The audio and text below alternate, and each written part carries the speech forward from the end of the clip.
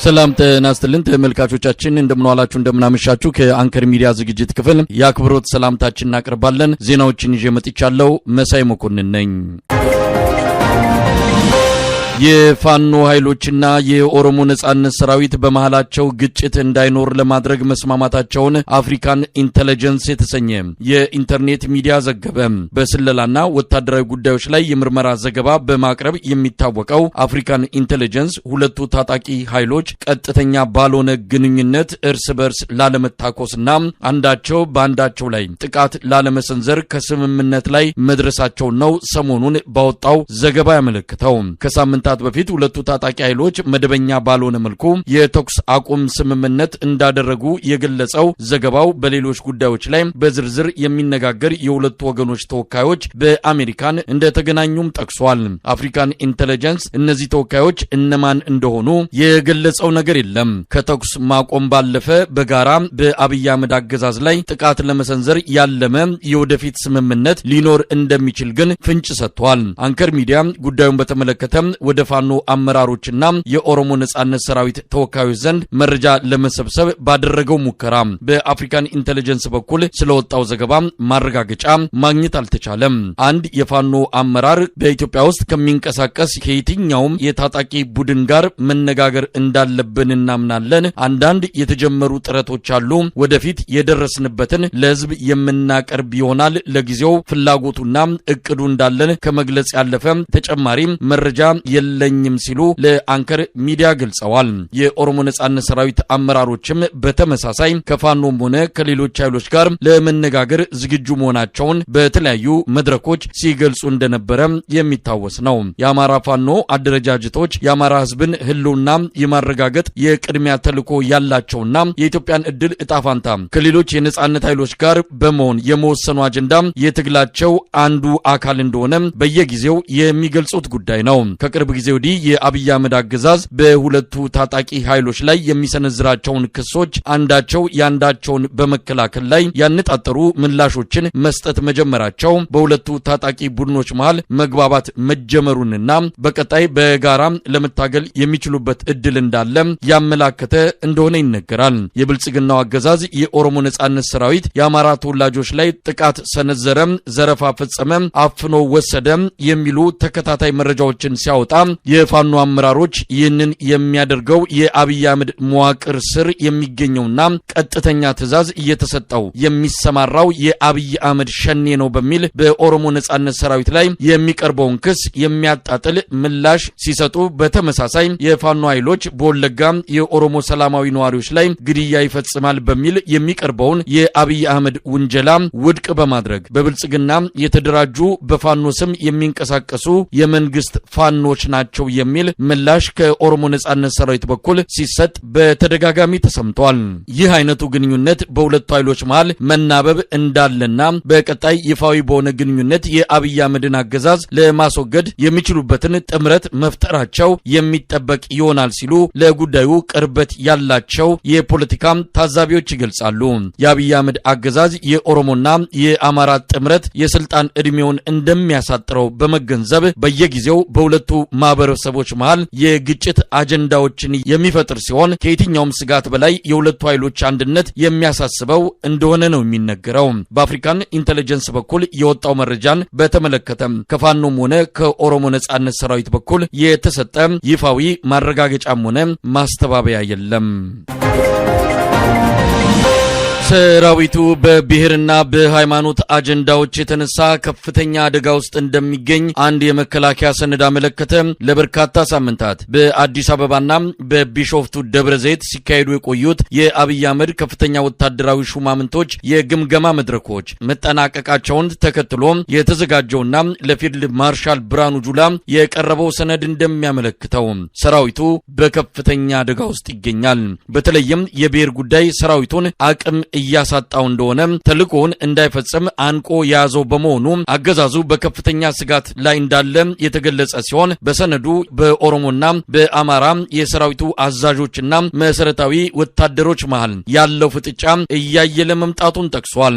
በሰነዱ ላይ ቃል በቃል እንደተቀመጠው እንደ ሰራዊት የመጣው ለውጥ ከመደገፍ ይልቅ አሁን በስልጣን ላይ ያለውን መንግስት እንደ ተረኛና እንደ ሁለተኛ ጁንታ ቡድን አድርጎ የማሰብ በአንድ ክፍል አማራ በዛ በሌላኛው ክፍል ኦሮሞ በዛ በማለት ስራን በውጤትና በብቃት ከመለካት ይልቅ በዘር እየለኩ ያልተገባ ተግባር መፈጸም፣ ምደባን የማረግ እድገትና ሽልማትን በተመለከተ የእገሌ ብሔር ተመደበ፣ ተሾመ፣ ተሸለመ እያሉ ስራን በውጤት ሳይሆን በብሔር መለካት፣ በግለሰቦች ተረኛ በሚል የክፍል አመራርን ማማት እንዲሁም ማብጠልጠል፣ በተለያየ ምክንያት አሳቦ በብሔር መሰባሰብ ይህ ችግር በሁሉም ብሔሮች የሚታይ ቢሆንም በከፋ መልኩ በአማራና በኦሮሞ ተወላጆች ላይ ይታያል ይላል ለፊልድ ማርሻል ብርሃኑ ጁላ የቀረበው ሰነድ። በሰራዊቱ ውስጥ ከፍተኛ የሆነ የሸኔና ፋኖ አድናቂዎች መበራከታቸው በሰነዱ ላይ የተመለከተ ሲሆን በዝርዝርም የነዚህ አሸባሪና ጸረ ሰላም ኃይሎች አስተሳሰብ ሰለባ ከመሆን ባለፈ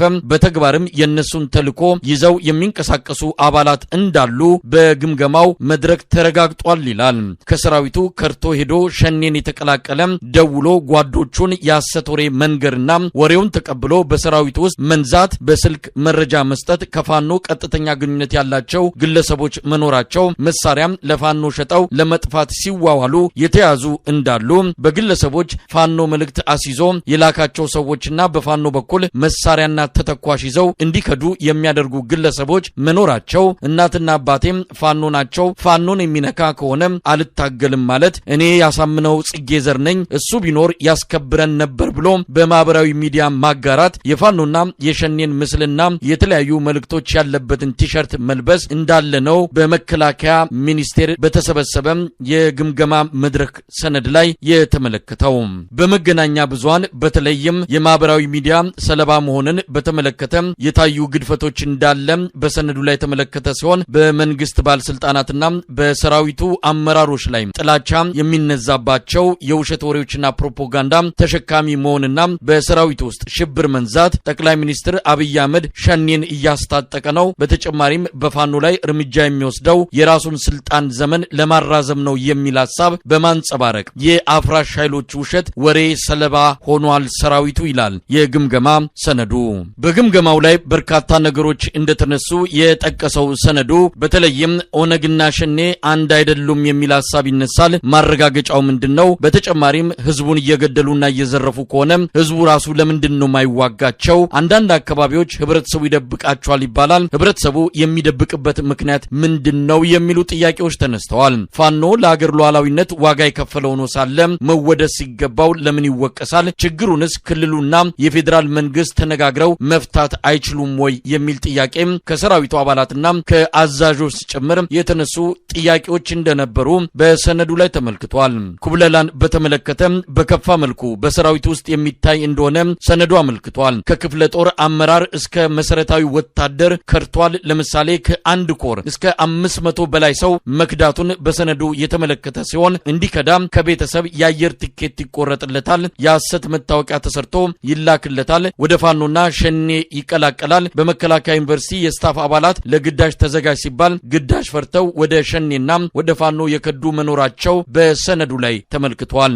ተመልካቾቻችን ለፊልድ ማርሻል ብርሃኑ ጁላ የቀረበውና በከፍተኛ ጀነራሎች ደረጃ ለሚደረገው ውይይት መነሻ በሚል ስለተዘጋጀው ሰነድ በልዩ የዜና ክፍለ ጊዜ በስፋት የምንመለከተው መሆኑን ለመግለጽ እንወዳለን።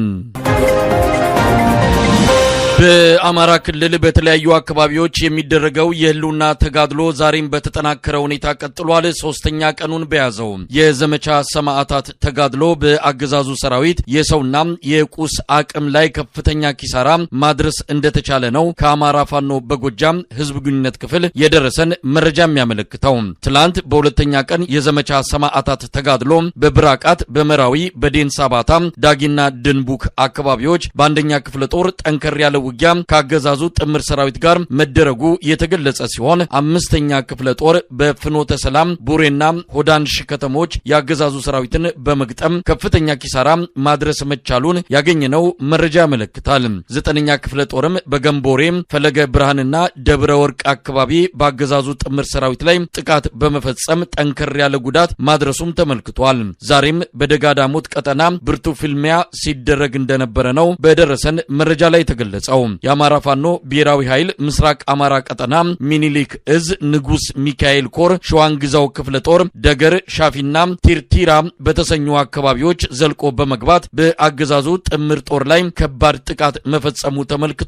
ቱሊያ ጎራ በተሰኘ ስፍራ የደፈጣ ጥቃት በመፈጸም በአንድ ፓትሮልና በሁለት ኤፍኤስአር ተሽከርካሪዎች ላይ ሲጓዙ በነበሩ የአገዛዙ ሰራዊት አባላት ከፍተኛ ሰብአዊ ጉዳት ማድረስ የተቻለ ሲሆን ተሳፍረው የነበሩ የአገዛዙ ወታደሮች አብዛኞቹ መደምሰሳቸውን ከምስራቅ እዝ የህዝብ ግንኙነት ክፍል የደረሰን መረጃ ያመለክታል። በሌላ በኩል የአማራ ፋኖ ብሔራዊ ኃይል ሰሜን አማራ ቀጠና በላይ ዘለቀ እዝ በበርካታ ቦታዎች ውጊያ ማድረጉን ገልጿል። ጉና ክፍለ ጦር መነሻውን ከእንዳቤት ወለሽ ከተማ አድርጎ ወደ ጃራገዶ ሲያጓጉዝ የነበረው ያገዛዙ ሰራዊት አዳማ ቂርቆስ ረቡ ገበያ ሲደርስ የእንዳቤት ብርጌድ የፋኖ አባላት ጥቃት በመፈጸም ከፍተኛ የሆነ ቁሳዊና ሰብአዊ ኪሳራ አድርሰውበት ተልእኮውን ሳያሳካ መንገድ ላይ እንዳስቀሩት ነው የደረሰን መረጃ የሚያመለክተው።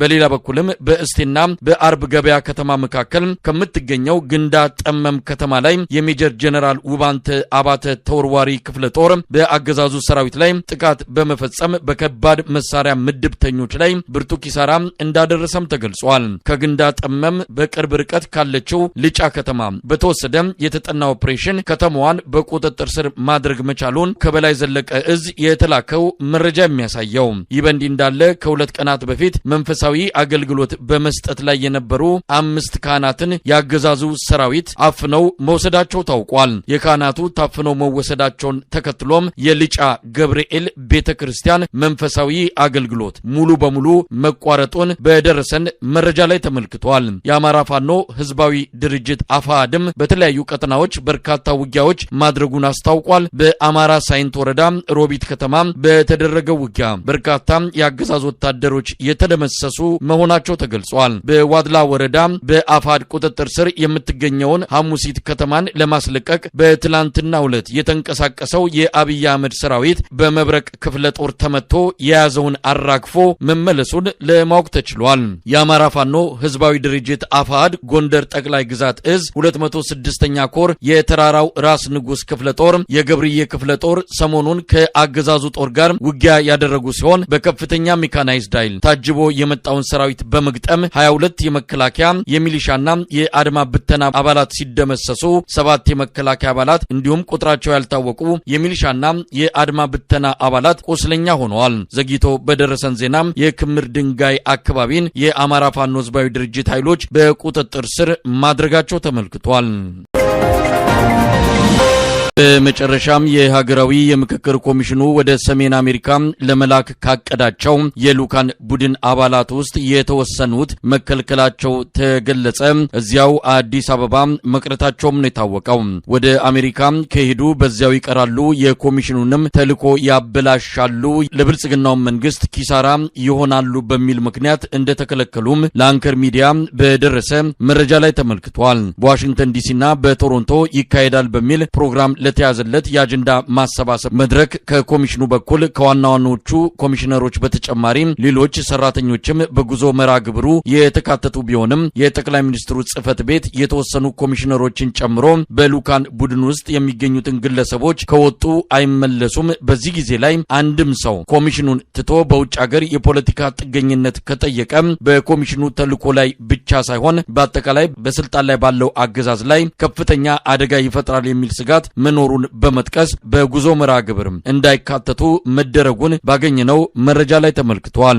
ከቅርብ ጊዜ ወዲህ አብዛኛው የኮሚሽኑ አባላት በአገሪቱ እየሆነ ባለው አጠቃላይ ቀውስና ህዝቡ በኮሚሽኑ ላይ እያሳያለው ተቃውሞ በተሰጣቸው ኃላፊነት ለመቀጠል ፍላጎት እንዳይኖራቸው እንዳደረገ ይነገራል። በብልጽግና የደህንነት ኃይሎች ክትትል ውስጥ በመሆናቸውና በራሳቸው ፍቃድ ኮሚሽኑን ለመሰናበት የማይችሉበት ሁኔታ ውስጥ በመግባታቸው ምክንያት እንጂ መቀጠል እንደማይፈልጉ ነው ለአንከር ሚዲያ በደረሰው መረጃ ላይ ተመለከተው። በብልጽግና አገዛዝ ጫናና ማስፈራራት ሂደቱን መቀጠል የተገደዱት የኮሚሽኑ ሰዎች ምናልባት እድሉን ካገኙ በወጡበት ይቀራሉ የሚል ስጋት በአብይ አህመድ በኩል መኖሩም ይነገራል። በዚህም የተነሳ ወደ ሰሜን አሜሪካ በሚደረገው የኮሚሽኑ መርሃ ግብር ላይ የጠቅላይ ሚኒስትሩ ጽህፈት ቤት ከመነሻው ተሳታፊና መልማይ ሆኖ ጉዳዩን በስጋት ሲከታተለው እንደነበረ የሚገልጹት የአንከር ሚዲያ ምንጮች በመጨረሻም ይሄዳሉ ተብለው የተወሰነላቸው የሉካን ቡድን አባላት ያለ ፓስፖርት በልዩ ደብዳቤ የሚወጡበት አሰራር እንዳለ ሁሉ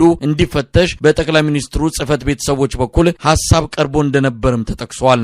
ለዚህም የሁሉም የሉካን ቡድን አባላት ከሀገር ሲወጡ ድረስ ፓስፖርታቸው ለሳምንታት በጠቅላይ ሚኒስትሩ ጽህፈት ቤት ተይዞ መቆየቱን ነው ለማወቅ የተቻለው። በ1997 ምርጫን ተከትሎ በተቀሰቀሰው ቀውስ እንዲያጣራ የተመደበው ኮሚሽን አባላት መረጃና ሰነድ ይዘው ከሀገር በመውጣት የህወሓት ኢህአዴግን አገዛዝ ያጋለጡበት ታሪክ ይደገማል የሚል ስጋት በአብይ አህመድ ዘንድ መኖሩም ተመልክቷል። ለዚህም ሲባል በከፍተኛ ጥንቃቄና ማስፈራራት እንዲሁም ከሉካን ቡድኑ ጋር የብልጽግና ደህንነቶች አብረው ወደ ሰሜን አሜሪካን እንዲጓዙ መደረጉን ነው በደረሰን መረጃ ላይ ተገለጸው። ከኮሚሽኑ የሉካን ቡድን አባላት አንድም ሰው ቢሆን የፖለቲካ ጥገኝነት ለመጠየቅ ከወሰነና ከቀረም ኮሚሽኑ የተቋቋመበት ተልዕኮ ይበላሻል፣ ዓለም አቀፍ ተቀባይነቱም ይዳከማል፣ ለአብይ አህመድ አገዛዝም ትልቅ ኪሳራ ነው የሚለው የብልጽግና ሹማምንቶች ስጋት እንደሆነም ታውቋል። ይህ በእንዲህ እንዳለ ዋሽንግተን ዲሲ የገቡት የሀገራዊ ኮሚሽን ሉካን ቡድን አባላት ከተያዘላቸው ሆቴል መውጣት እንዳልቻሉ ያገኘነው መረጃ ያመለክታል።